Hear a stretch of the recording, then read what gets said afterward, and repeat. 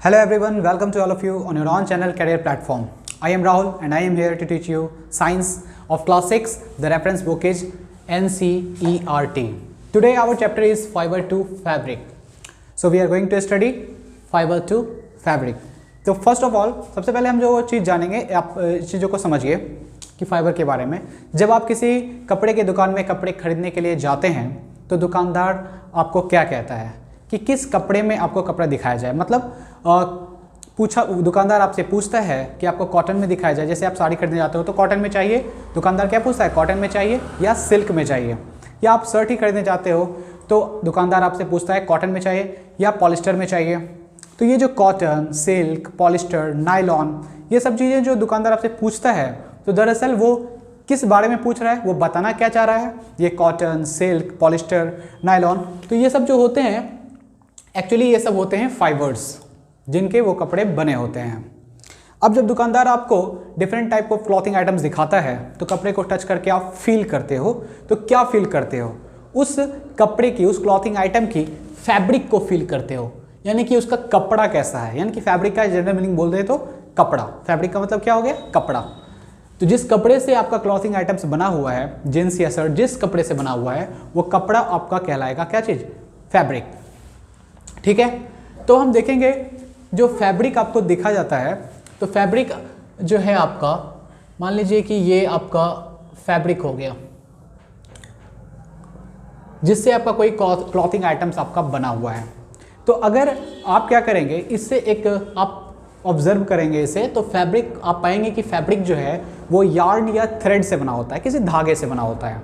With the help of needle की help से आप इस धागे को आप क्या कर सकते हैं, बाहर निकाल सकते हैं। तो आप नीडल के हेल्प से आप इस धागे को क्या कर सकते हैं, बाहर निकाल सकते हैं। तो ये आपका हो गया थ्रेड या यार्न। ठीक है, तो आपने पाया कि फैब्रिक जो है ये आपका फैब्रिक है और फैब्रिक किस चीज से बना होता है? थ्रेड या यार्न से बना होता है। अगर हम थ्रेड या यार्न को फर्दर थिनर स्ट्रैंड्स में स्प्लिट करते हैं या उसे तोड़ने या डिवाइड करने की कोशिश करते हैं, किसे? तो थ्रेड या यार्न को, जिसे हम धागा कहते हैं, उसे थिनर स्ट्रैंड में तोड़ने की, स्प्लिट करने की कोशिश करते हैं, तो आप पाएंगे कि ये जो है कुछ मतलब कि थिनर स्ट्रैंड से बने होते हैं। इस थिनर स्ट्रैंड को ही, जो बहुत ही महीन जो आपका स्ट्रैंड होता है, इसे ही हम कहते हैं फाइबर्स। क्या कहते हैं? फाइबर्स। तो आपने देखा कि थ्रेड या यार्न जो है वो किसका बना होता है? फाइबर का बना होता है। और फैब्रिक जो है वो थ्रेड या यार्न का बना होता है। तो इसको हम लिख सकते हैं यहाँ पे आप ऐसे कि जो आपका फाइबर्स हैं, फाइबर से क्या बने होते हैं? तो फाइबर से बने होते हैं थ्रेड या यार्न, और थ्रेड या यार्न से बने होते हैं फैब्रिक, और फैब्रिक से बने होते हैं different type of clothing items. Different type of clothes जो होते हैं, क्लॉथिंग आइटम्स जो होते हैं, वो किसके बने होते हैं? फैब्रिक के। Fabric is made up of thread और यार्न, एंड थ्रेड और yarn is made up of thinner strands which are called fibres. अगर आपको फाइबर्स को देखना है तो एक और प्रैक्टिकल एक्सपेरिमेंट समझिए। जब आप when you thread a needle, यानी कि आप किसी सुई में जब किसी धागे को पिरोते हैं, यू फाइंड डिफिकल्टी देयर, तो आपको वहाँ डिफिकल्टीज आती है। क्यों आती है? क्योंकि जो आपका थ्रेड है, आप पाएंगे कि उस थ्रेड से कुछ थिनर स्ट्रैंड्स जो हैं वो आपको प्रॉब्लम क्रिएट करता है नीडल के अंदर इंसर्ट कराने में। ठीक है, लेकिन जब आप उसे किसी पानी से आप उसे क्या करते हो, अलाइंड कर देते हो। जैसे कि ये आपका, अगर आपका नीडल है, यहाँ पे अगर आप थ्रेड को जब आप इंसर्ट कराते हो तो उसके स्ट्रैंड कुछ इस टाइप से रहते हैं, बिखरे हुए रहते हैं। लेकिन यदि आप उसे वाटर के यूज से आप उसको अलाइंड कर देते हो तो उसे इंसर्ट कराना क्या होता है? ईजी हो जाता है।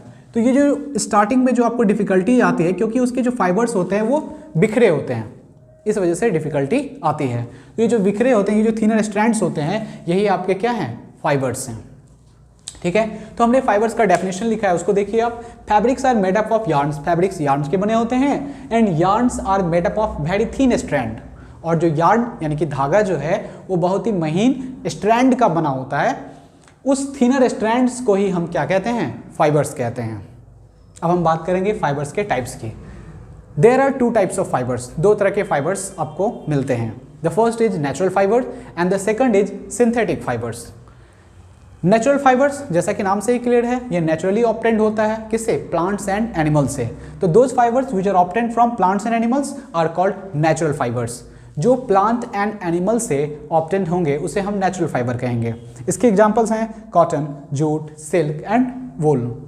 तो यहाँ पे कॉटन एंड जूट जो है ये आपको प्लांट से ऑब्टेन्ड होता है, from plants. Cotton and jute जो है वो आपको प्लांट से ऑब्टेन्ड होता है एंड सिल्क एंड वूल जो है वो आपको एनिमल से ऑब्टेन्ड होता है। ठीक है, तो नेचुरल फाइबर्स या तो आपको प्लांट से ऑब्टेन्ड होता है या फिर एनिमल से। दूसरा है आपका synthetic fibres, those fibres which are made from chemical substances. वैसे फाइबर जो केमिकल सब्सटेंस से तैयार किए जाते हैं and are not obtained from plants and animals, और वे प्लांट और एनिमल से ऑब्टेन्ड नहीं होते हैं, उसे हम सिंथेटिक फाइबर कहेंगे। इसके एग्जांपल्स हैं पॉलिस्टर, नाइलॉन, एक्राइलिक, ये सब आपके सिंथेटिक फाइबर्स हैं। तो सिंथेटिक फाइबर जो होते हैं वो केमिकल सब्सटेंस से तैयार किए जाते हैं। आमतौर पे जो पेट्रोलियम प्रोडक्ट होते हैं उनसे तैयार किए जाते हैं ये सिंथेटिक फाइबर्स। ओके, तो अब हम जो है सिस्टमैटिक वे में देखेंगे। पहले हमारा जो स्टडी करेंगे, हम जो स्टडी करेंगे किसकी, कॉटन की। ठीक है, okay, now let's come to the natural fibres. तो हमने देखा यहाँ पे कि 2 टाइप के फाइबर्स होते हैं, नेचुरल फाइबर्स और सिंथेटिक फाइबर्स होते हैं। इस वीडियो में हम नेचुरल फाइबर्स की स्टडी करेंगे, डिफरेंट टाइप्स ऑफ जो नेचुरल फाइबर्स हैं उसकी स्टडी करेंगे, और जो सिंथेटिक फाइबर्स है वो आपको नेक्स्ट वीडियो में आपको मिलेगा। तो नेचुरल फाइबर्स देखिए, cotton, jute, silk and silk and wool, these are obtained from plants and animals. Cotton and jute are obtained from plants, silk and wool are obtained from animals. These are from plants and silk and wool are obtained from animals. The first is cotton. Cotton जो है आपको plant से obtained होता है, किस plant से, cotton plant से। It is obtained from cotton plants which are grown at places having, मतलब ये इनकी कल्टीवेशन जो है कॉटन प्लांट्स की, इनकी कल्टीवेशन ऐसे जगहों पे की जाती है जहाँ ब्लैक सॉइल पाया जाता है। तो cotton plants are grown in black soil, और मेनली ये साउथ इंडिया में ब्लैक सॉइल आपको ज़्यादा मिलता है। नॉर्थ इंडिया में भी कॉटन प्लांट की कल्टीवेशन होती है, लेकिन नॉर्थ इंडिया में गंगा के जो निकट है, गंगा के किनारे आपका जो एलुवियल सॉइल पाया जाता है उसमें भी कॉटन प्लांट्स की कल्टीवेशन की जाती है। ठीक है, तो इसके जो फीचर्स हैं कॉटन के, ये इस फाइबर्स के क्या क्या फीचर हैं। तो पहले तो आपका ये सॉफ्ट होता है, दूसरा आपका ये इसमें एयर फ्लो अच्छा होता है, मतलब एयर फ्लो का मतलब है एयर ट्रैपिंग कैपेसिटी, एयर को ट्रैप करने की कैपेसिटी इसकी बेटर है। जब हम कंपेयर करते हैं सिंथेटिक फाइबर से, तो कॉटन के जो क्लॉथ्स होते हैं वो मतलब कि बेटर हैं सिंथेटिक फाइबर से। क्यों? क्योंकि इसमें एयर ट्रैपिंग कैपेसिटी क्या है, उससे बेटर है। ठीक है, और ये ज़्यादा सॉफ्ट भी होता है और कंफर्टेबल भी होता है। तो आप इसमें ऐड कर सकते हो सॉफ्ट एंड कंफर्टेबल। तो हम कह सकते हैं कि जो कॉटन के जो कपड़े होते हैं, यानी कि कॉटन फाइबर्स जो होते हैं वो सॉफ्ट, इससे बने जो क्लॉथिंग आइटम्स हैं वो सॉफ्ट एंड कंफर्टेबल होते हैं as compared to synthetic fibres. इसमें एयर ट्रैपिंग कैपेसिटी भी ज़्यादा होता है, इससे बेटर होता है एयर को ट्रैप करने की। इसलिए जो गर्मी के मौसम में या गर्मी के दिनों में हमें कॉटन के कपड़े प्रेफरेबल होते हैं। तो why are cotton clothes preferable in summer season? तो cotton clothes are preferable in summer season because of 2 things. The first thing कि cotton clothes are soft and comfortable, and the second thing is good air trapping capacity, and the third is, and the next point also, the third is high water absorbing capacity. Cotton के जो कपड़े होते हैं उसमें water को absorb करने की, पानी को सोखने की कैपेसिटी ज़्यादा होती है, इसलिए गर्मी के दिनों में ये स्वेट को आसानी से एब्जॉर्ब कर पाते हैं। इसका मतलब किस चीज़ को एब्जॉर्ब कर सकता है? Absorb sweat. तो ये फाइबर्स जो होते हैं, कॉटन के फाइबर्स जो होते हैं, वे स्वेट यानी कि पसीने को आसानी से एब्जॉर्ब कर लेता है, इसलिए समर सीजन में ये प्रेफरेबल होते हैं कॉटन के कपड़े। अब हम देखेंगे यूजेस क्या हैं। तो different types of various types of clothing items बनाए जाते हैं कॉटन से, जैसे कि साड़ी हो गया, जींस हो गया, शर्ट हो गया, धोती हो गया, कुर्ता हो गया, लुंगी हो गया, different type of clothing items जो हैं वो कॉटन से बनाए जाते हैं, तो उनको आप मेंशन कर सकते हैं। And the second thing is candle. Candle का जो आपने थ्रेड देखा होगा कि वो किसका बना होता है, वो भी कॉटन का बना होता है। यहाँ तक कि दीपावली में जो दीप जो आप डिफरेंट टाइप ऑफ जो दीप आप जलाते हैं उसमें भी हम कॉटन के जो होते हैं कि बत्ती का आप यूज़ करते हैं। ये हो गए कॉटन के डिफरेंट यूजेज। नाउ जो अब हमारा जो नेक्स्ट जो आपका नेचुरल फाइबर है वो है जूट, तो हम जूट के बारे में देखेंगे। ओके, तो हम जूट से जाने से पहले एक प्रोसेस है वो हम देखेंगे गिनिंग। गिनिंग क्या होता है? गिनिंग आपका कॉटन से रिलेटेड एक प्रोसेस है। तो गिनिंग एक कैसा प्रोसेस है? गिनिंग एक आपका प्रोसेस है। Ginning is a process by which fibres जैसे कि कॉटन हो गया are separated from the seeds, मतलब कि कॉटन के फाइबर को सीड्स से सेपरेट करने का एक प्रोसेस है यूज बाय कॉम्बिंग मेथड से, यूजिंग हैंड्स और मशीन्स, मशीन और हैंड का इस्तेमाल करके। तो आइए हम इसको एक्सप्लेन करते हैं, डिटेल से देखते हैं। तो जैसा कि हमने बताया था कि cotton fibres are obtained from cotton plants. Cotton fibres जो होते हैं वो कॉटन प्लांट से ऑब्टेन्ड होते हैं। तो कॉटन जो फाइबर्स हैं उसके कॉटन प्लांट जो है उसका जब फ्रूट होता है उसे हम कहते हैं कॉटन बॉल। तो कॉटन बॉल क्या होता है? ये होता है आपका फ्रूट ऑफ कॉटन प्लांट। तो एक क्वेश्चन अगर पूछा जाए कि कॉटन प्लांट के किस पार्ट से जो है कॉटन फाइबर ऑब्टेन किए जाते हैं, तो आपका आंसर होना चाहिए fruit. From which part cotton fibres are obtain from cotton plants, तो आंसर इज क्या हो जाएगा आपका फ्रूट। तो कॉटन प्लांट के फ्रूट को हम कॉटन बॉल कहते हैं। इस कॉटन बॉल में एक कवरिंग होता है और कवरिंग के अंदर जो है इसके अंदर ये कॉटन के सीड्स हो गए, ये हो गए सीड्स, और इस सीड्स पे लगे होते हैं कॉटन के फाइबर्स। ये जो आप देख रहे हैं ये कॉटन के क्या हैं?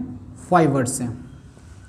तो ये मैच्योर होने के बाद क्या होता है कि इसके जो कवरिंग है, जो इन्वेलप आप देख रहे हैं, ये बर्स्ट करता है, फट जाता है, और उसके बाद ये मैच्योर होने के बाद ये ऐसा आ जाता है आपको सीड्स। ये आपके क्या है? सीड्स, और ये क्या है? कॉटन के फाइबर्स। ये हो गए सीड्स और ये हो गए कॉटन के फाइबर्स। तो सीड्स से फाइबर्स को सेपरेट करने का जो प्रोसेस है वो कहलाता है गिनिंग। गिनिंग में हम करते क्या हैं? तो बहुत सारे जैसे कि कॉटन फाइबर्स के विथ सीड्स जो हैं आपके कॉटन फाइबर्स लगे हुए हैं, तो कॉम्बिंग के जरिए ये जो है आपका कॉम्ब, ये आपका क्या हो गया? कॉम्बिंग के जरिए क्या किया जाता है? यूजिंग हैंड और मशीन या हैंड का इस्तेमाल करके आप कॉम्बिंग के जरिए सीड्स से फाइबर्स को, ये जो आप फाइबर्स देख रहे हैं, इन फाइबर्स को आप सेपरेट कर सकते हैं, और ये प्रोसेस आपका क्या कहलाता है? गिनिंग कहलाता है। ओके, तो ये एक अगर ये क्वेश्चन पूछा जाए कि गिनिंग किस नेचुरल फाइबर से रिलेटेड प्रोसेस है, तो आपको बताना है कि गिनिंग जो है आपका किससे रिलेटेड है? कॉटन से रिलेटेड प्रोसेस है। और अगर ये पूछा जाए कि कॉटन प्लांट के किस पार्ट से ऑब्टेन किया जाता है, तो आपको बोलना है फ्रूट। ओके, नाउ अब जो हम देखेंगे दूसरा जो आपका नेचुरल फाइबर है जो प्लांट से ऑब्टेन किया जाता है वो है आपका जूट। नाउ नेक्स्ट जो आपका नेचुरल फाइबर है वो आपका है जूट। तो हम देखेंगे जूट के बारे में। तो जूट जो होता है वो किससे ऑब्टेन होता है? प्लांट से। किस प्लांट से? उस प्लांट का नाम है जूट प्लांट। Jute plants. तो जूट प्लांट से क्वेश्चन आता है कि जूट प्लांट के किस पार्ट से जूट को ऑब्टेन किया जाता है, तो आपको रिप्लाई करना है, आंसर देना है क्या चीज़? स्टेम। जूट प्लांट के स्टेम वाले पार्ट से जूट जो है आपको ऑब्टेन होता है। स्टेम वाले पार्ट से आपको जूट ऑब्टेन किया जाता है। इसकी कल्टीवेशन आमतौर पे जो है रेनी सीजन में की जाती है। इसकी खेती जो है वो रेनी सीजन में होती है। और जनरली ये जो इंडिया के जो स्टेट्स हैं, बिहार, वेस्ट बंगाल, बिहार एंड असम, इन स्टेट्स में जूट प्लांट की जो कल्टीवेशन है वो ज़्यादा होती है। तो जूट प्लांट से जूट ऑब्टेन कैसे किया जाता है? जूट प्लांट से ऑब्टेन करने के लिए क्या किया जाता है? जूट प्लांट को की हार्वेस्टिंग यानी कि उसकी जो कटाई है वो तब की जाती है when it is at flowering stage, जब वो फ्लावरिंग स्टेज में यानी कि उसे फूल निकल रहा होता है। हार्वेस्टिंग करने के बाद जो जूट प्लांट के जो स्टेम्स हैं उन्हें कुछ दिनों के लिए वाटर में इमर्स करके डुबा करके छोड़ दिया जाता है। तो हमने लिखा है the stems of harvested plants are immerse in water for a few days. पानी में कुछ दिनों तक छोड़ा इसलिए जाता है ताकि ये जो जूट प्लांट के जो स्टेम्स हैं ये वाटर को क्या करेंगे? एब्जॉर्ब करेंगे, और वाटर को एब्जॉर्ब करने के बाद इसके जो फाइबर्स होते हैं वो इसके स्टेम से सेपरेट हो जाते हैं, और फिर उसे अलग करना, फाइबर्स को स्टेम से अलग करना क्या हो जाता है? ईजियर, आसान हो जाता है। तो इसीलिए यहाँ पे एक प्रोसेस होता है, इस प्रोसेस को हम कहते हैं रेटिंग। तो यहाँ पे एक प्रोसेस है जो हम मेंशन कर रहे हैं, इस प्रोसेस को आप नोट कर लीजिए, रेटिंग। रेटिंग क्या होता है? तो आप इसको बोल सकते हैं soaking of jute plants, jute plants या स्टेम्स ऑफ जूट प्लांट्स, या जूट स्टेम्स कर देते हैं, जूट स्टेम्स इन वाटर। तो पानी में इसे जब आप कुछ दिनों के लिए छोड़ देते हो तो इसे हम कहते हैं क्या चीज़? रेटिंग कहते हैं। इसको हमने बीच में यहाँ मेंशन किया है। तो रेटिंग के बाद जो आपका स्टेम ऑप्टेन होता है उसको हम बोलेंगे द स्टेम्स रॉट। ये रॉट जो वर्ड आया है ये रेटिंग के प्रोसेस के बाद जो आपका स्टेम बचता है उसे हम स्टेम्स रॉट बोलेंगे।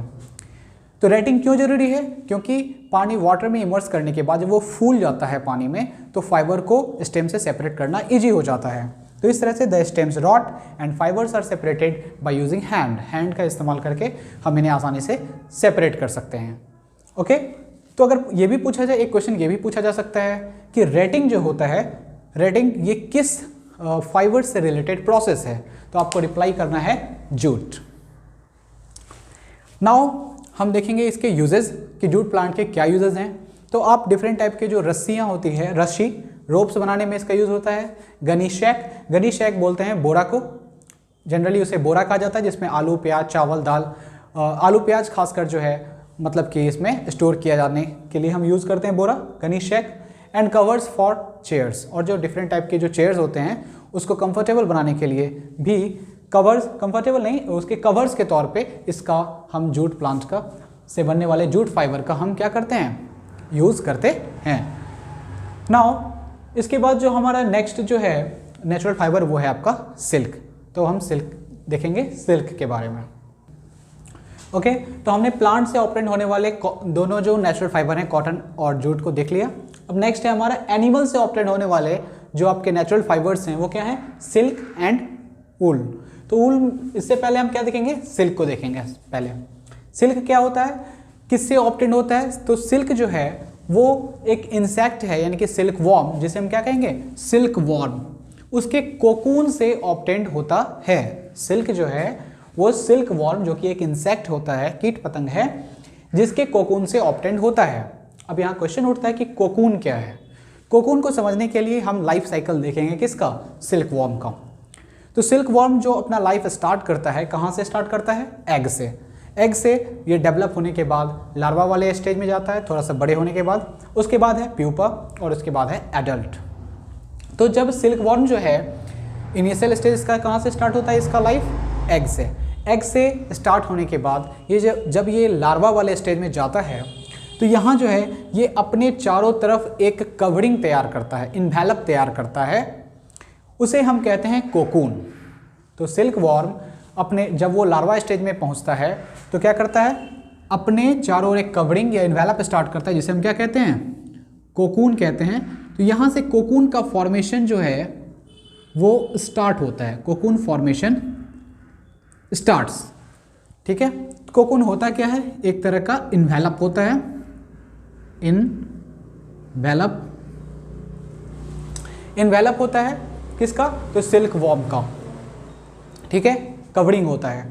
फिर इसके बाद जब ये डेवलप होने के बाद प्यूपा वाले स्टेज में पहुंचता है तो यहाँ पे ये जो कोकून है यहाँ से फॉर्मेशन स्टार्ट करता है और ये जो इन्वेलप है ये कंप्लीट पूरी तरह से फुल्ली डेवलप्ड हो जाता है जब ये प्यूपा वाले स्टेज में पहुंचता है। तो आप यहाँ पे लिख लोगे कोकून डेवलप्ड।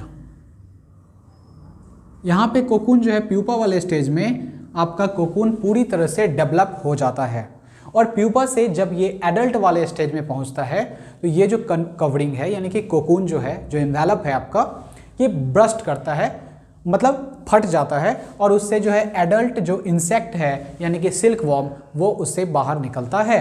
तो एडल्ट वाले स्टेज में आने के बाद कोकून क्या होता है? बर्स्ट। यहाँ पे कोकून जो है बर्स्ट होता है और इसे सिल्क वॉर्म बाहर निकलता है। तो ये हो गया कोकून। तो जब आपका सिल्क वॉर्म प्यूपा वाले स्टेज में होता है तो वहाँ से वहीं क्या किया जाता है कि इससे सिल्क ऑब्टेन करने के लिए एक काफ़ी संख्या में जो सिल्क वॉर्म जब प्यूपा वाले स्टेज में होते हैं तो उसे बॉइल्ड वाटर में जो है हीट करके, यानी कि बॉइल्ड वाटर में खौलते हुए पानी में डाल करके इंसेक्ट्स को किल कर दिया जाता है, मार दिया जाता है, और उससे उसका जो कवरिंग है यानी कि कोकून उसे ऑब्टेन कर लिया जाता है। एक इन्फॉर्मेशन के मुताबिक आपको बता दें कि 1 किलोग्राम सिल्क ऑब्टेन करने के लिए अप्रॉक्सीमेटली 6600 सिल्क वॉर्म्स को किल किया जाता है। 6600 सिल्क वॉर्म्स को किल किया जाता है 1 kg सिल्क ऑब्टेन करने के लिए। ओके, तो ये था आपका सिल्क। अब जब हम सिल्क का प्रोडक्शन एक लार्ज स्केल पे करते हैं, लार्ज स्केल पे जब हम इसका प्रोडक्शन करते हैं तो उसके लिए हम एक बड़ी संख्या में सिल्क वॉर्म्स को रियरिंग करते हैं। रियरिंग का मतलब होता है पालना, पाला जाता है, और तब ये कहलाता है आपका सेरीकल्चर। तो सेरीकल्चर क्या है? Rearing of silk worms on a large scale for the production of silk fibres. Silk fibres को एक बड़े स्केल में, मतलब बड़ी मात्रा में ऑब्टेन करने के लिए सिल्क फाइबर्स को, सिल्क वॉर्म को पाला जाता है, और ये आपका कहलाता है सेरीकल्चर। तो ये हो गया आपका सिल्क से रिलेटेड जो मैटर्स था, आपका बातें हो गई। अब हम आएंगे नेक्स्ट, जो हमारा जो नेचुरल फाइबर है वो है आपका ऊल। तो ऊल जो होता है वो किससे ऑब्टेन किया जाता है? तो ऊल जो है ऑब्टेन होता है आपका शीप या गॉट के फ्लीस से। फ्लीस क्या होते हैं? तो जो आपका सीप या गॉट है, यानी कि भेड़ या जो बकरी होते हैं, उसका जो कवर होता है, आउटर कवर जो होता है, जो कि सॉफ्ट होता है काफ़ी, उसी को हम आउटर लेयर ऑफ स्किन जो होते हैं उसके, जो काफ़ी सॉफ्ट होते हैं, तो उसी को हम क्या कहते हैं? फ्लीस कहते हैं। उससे ऑब्टेन किया जाता है आपका wool. And from the hair of, या फिर हेयर ऑफ रैबिट्स, यॉक या कैमल्स, इनके हेयर से भी ऑब्टेन किया जाता है। वूल का जो आपका फीचर है, इसका फीचर क्या है? पहले तो ये आपका काफ़ी जो होता है, इसको हिंदी में ऊन कहते हैं, और ये काफ़ी आपका सॉफ्ट होता है। और दूसरा, ये ट्रैप्स मोर एयर। तो इसके क्या फ़ायदा, इसका क्या मतलब है कि एयर को ट्रैप करता है, उसके क्या बेनिफिट हैं? तो जो वूल होते हैं वो आपका सॉफ्ट तो होता ही है, और एयर को ज़्यादा ट्रैप करता है। एयर आपका एक इंसुलेटर की तरह बिहेव करता है, यानी कि इंसुलेटर जो आपके बॉडी, जब आप वूलन क्लॉथ्स पहनेंगे तो ये आपके बॉडी के हीट को बाहर आने नहीं देता है, और इस तरह से आपके बॉडी को गर्म रखता है। कौन? ऊल से बने हुए कपड़े, यानी कि वूलन क्लॉथ्स। ये क्यों होता है? क्योंकि ये एयर को, किसको ट्रैप करता है? एयर को ट्रैप ज़्यादा करता है बाकी के कंपैरिजन में। ठीक है, तो इसके यूजेस क्या हैं? तो यूजेस में वही क्या बताया जाएगा कि जो various types of woollen clothes होते हैं, यानी कि विंटर सीजन में पहनने वाले जो कपड़े होते हैं, उनको बनाने के लिए हम वूल का इस्तेमाल करते हैं। जैसे कि आपका स्वेटर हो गया, मफलर हो गया, स्कार्फ हो गया, या वूलन कैप हो गया, कोट हो गया, ये सब जो है वूल से बनाए जाते हैं। तो यहाँ तक हमने देखा, आपने देखा कि हमने नेचुरल फाइबर्स जो हैं उसको कंप्लीट किया है। 2 प्लांट से ऑब्टेन हुए थे, एंड 2 यहाँ पर हैं एनिमल्स से ऑब्टेन होने वाले। तो हमने इस वीडियो में प्लांट से ऑब्टेन होने वाले, जो एनिमल से ऑब्टेन होने वाले नेचुरल फाइबर्स को कंप्लीट कर लिया है। अब आने वाले जो आपका नेक्स्ट वीडियो होगा उसमें हम सिंथेटिक फाइबर्स के बारे में देखेंगे। इसका लिंक आपको नीचे डिस्क्रिप्शन बॉक्स में दिया गया है। अगर आप इस चैनल पे पहली बार आए हैं, नए हैं, तो आप कैरियर प्लेटफॉर्म को सब्सक्राइब कीजिए, ताकि एक सीक्वेंस बना आपका जो है आने वाले वीडियो का, कमिंग वीडियोस का आपको नोटिफिकेशन मिलता रहे, और आप उसे देखकर उसका बेनिफिट ले सकें। Okay guys, thank you.